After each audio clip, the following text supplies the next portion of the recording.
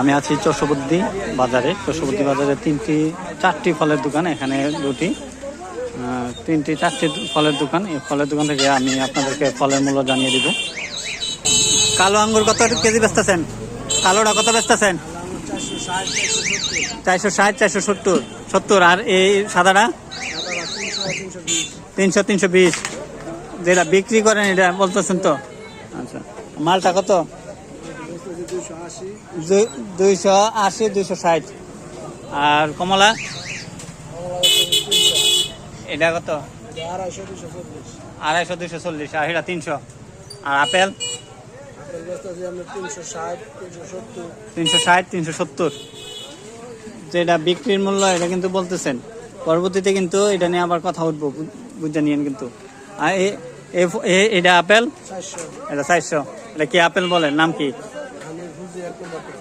1 নম্বরটা হানিফ ফুজি।